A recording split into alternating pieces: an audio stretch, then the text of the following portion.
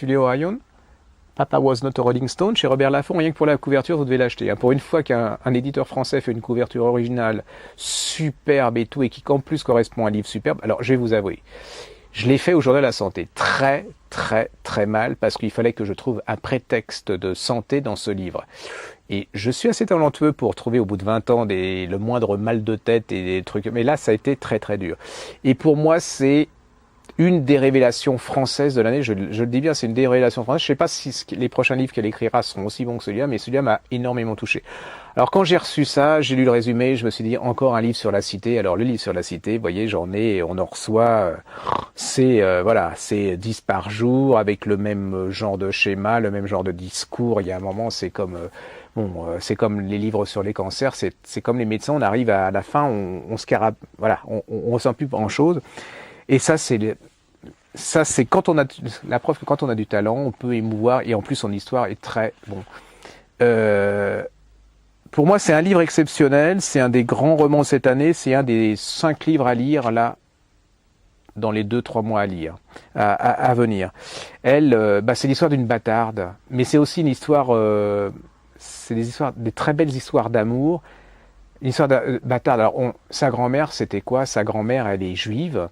Un jour, elle se balade sur la plage, elle rencontre Moïse, et Moïse, qu'est-ce qu'il fait Moïse? Il la trouve belle et il lui donne une espèce de petite fleur, et puis elle l'accepte, mais la famille, à partir du moment où il a offert une petite fleur, dans ce temps-là, en Tunisie, fin 19e, ça voulait dire qu'il voulait se marier, donc ils sont forcés de se marier, et ce qui est très beau, c'est qu'on a toujours l'impression de montrer dans ces mariages les femmes forcées, les maris absolument abominables, et lui, il va considérer sa femme comme une princesse, il va l'aimer, ça va être un amour forcené, il va tout faire, et c'est l'histoire de sa grand-mère, hein.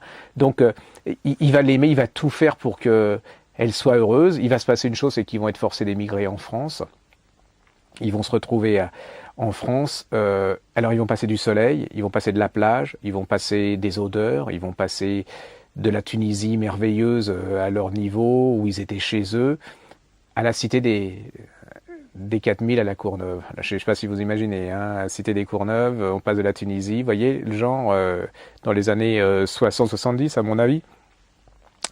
Ils ont 5 enfants, des filles. Alors il y a, comme elle dit, il y a la grosse, celle avec la grosse poitrine, machin. Il y en a une qui s'appelle Micheline. Alors ils sont juifs, mais c'est Noël un jour, et les filles, elles sont jeunes. Elles demandent à leurs parents de sortir. Le père les autorise à sortir le jour de Noël, parce que quand on est juif, on fête pas Noël, donc ils vont sortir quand même en boîte. Et puis Micheline, elle est un peu naïve, elle est un peu, même carrément, on peut dire un peu niaise, hein, donc. Elle sort en boîte, elle perd de vue ses copines. Il y a un jeune homme assez sympa, beau, qui flash sur Micheline, hein. Il l'emmène dans sa voiture, ils font ce qu'il faut faire, mais sans le faire. Donc pour elle, il ne s'est rien passé. Il ne s'est rien passé relativement. Vous lirez le livre, vous comprendrez pourquoi il s'est quand même vraiment passé quelque chose. Et au bout de quelques mois, elle est enceinte. Pour elle, c'est pas possible, il ne s'est rien passé. La mère l'emmène chez le gynéco lui explique que oui, elle est enceinte, qu'elle va avoir un enfant et qu'il est trop tard pour se faire avorter, mais qu'elle est vierge, que l'hymen n'a pas été. Alors il y a des scènes cocasses parce que la mère ne comprend pas trop, elle est tunisienne et elle parle français sans parler français, donc elle se demande ce qu'un imam fait dans le ventre de sa fille. Elle a confondu imam, enfin il y a plein de choses comme ça, alors sous couvert d'humour, et puis va arriver, elle va avoir un enfant, le père va l'enfermer dans sa chambre, parce que même s'il est amoureux de sa femme et qu'il aime ses enfants, c'est quand même, il y a des choses qu'on n'accepte pas. L'enfant va naître. C'est l'héroïne, c'est celle qui raconte le livre, c'est celle qui a écrit le livre. Elle va être la bâtarde. Le grand-père va l'abandonner.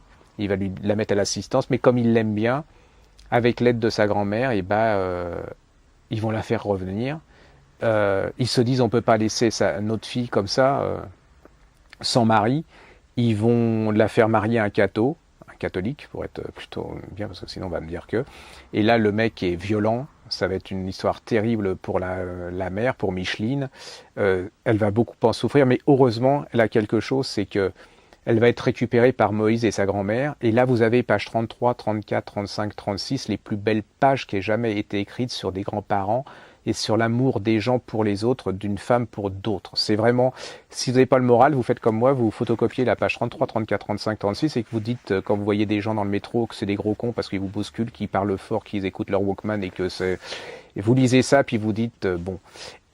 c'est un livre de salubrité publique à ce niveau-là. Vous allez voir aussi comment dans la Cité des 4000, sans démagogie, il y a beaucoup d'entraide, comment elle va résister grâce à cette entente des amitiés, comment cette fille, grâce à l'école, malgré ce qu'on essaye de nous faire croire, et ben en travaillant, elle va s'en sortir, elle va devenir une des plus grandes, elle va participer à une maison de publicité, elle va devenir une des plus grandes collaboratrices, elle va être vendeuse de diamants, de bijoux, elle va avoir un appartement pas loin de la Tour Eiffel, vous voyez, elle passe de la Cité des 4000 au plus beau quartier de Paris, mais comme elle dit, j'ai peut-être perdu quelque chose parce que les gens sont sympas avec elle socialement, mais elle était peut-être plus heureuse au niveau véritable amitié aux 4000. C'est un très très joli livre, c'est jamais démago, c'est jamais, elle essaye jamais de vous prouver que un tel est mieux que l'autre, que c'est parce qu'on est de la cité qu'on est vachement meilleur que parce qu'on est... C'est très très beau, c'est bouleversant, c'est 30, c'est drôle, il y a de l'amitié.